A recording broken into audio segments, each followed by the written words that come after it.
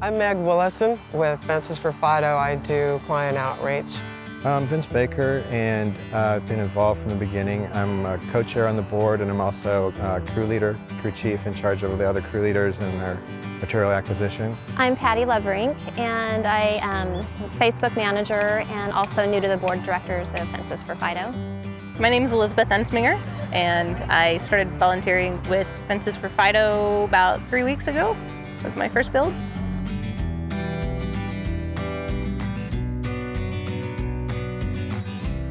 There's so many reasons why Fences for Fido is here. One, keeping the dogs safe. They're very vulnerable when they're on a chain. It's very hard on their back. It's very hard on their spine to be tied and jumping and jerking on their back and neck. It causes quite a bit of anxiety. It's really hard on the family. When you have a dog that is tied, it starts getting in this cycle, where they feel bad that the dog is tied, so they don't come out as much. We would drive by this highway out here, Highway 18, on our way out to the beach, and would pass him, and he'd be out by the tree, tied to the upper branches, and just by himself. I had never done outreach before. When I had sort of mustered up the courage to stop here and knock on the door, and I remember my hands were shaking so much that I dropped the bag of treats. And so this build today is really a special time for me because he's one of the first animals that I really feel that I advocated for.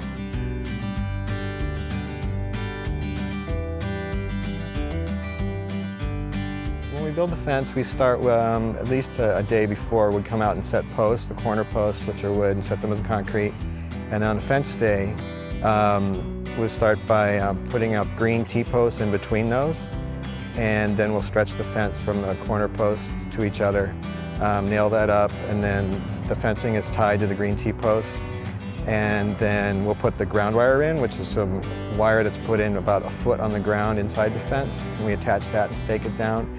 They were really good about explaining every step of the whole process, and so they would kind of show us what each piece of equipment was for, and then they had teams where they broke out and had some people in charge of the ground fence and some people in charge of the posts, and kind of let everybody decide where they wanted to go, and then explained it really well and gave us step-by-steps, and we just took off and went with it, and it went up really, really quickly.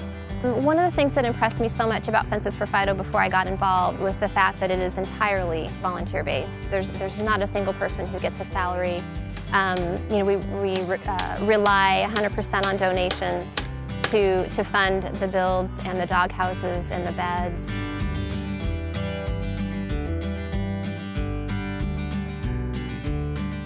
I think there's something special about coming out and spending just a couple hours doing some work and seeing a real tangible benefit at the end, because it is quite a transformation for most of these dogs, from living in their chained existence to having a yard to run around in.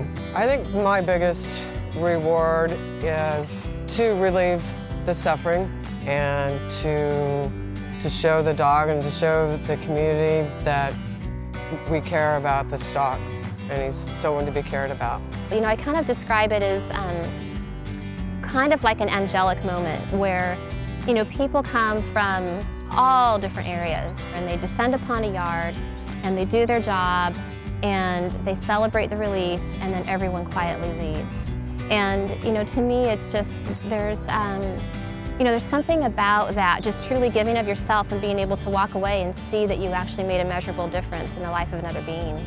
This is just a really, really fabulous program, and I would really encourage as many people as I can to come out and check it out and find a niche where they can contribute to this.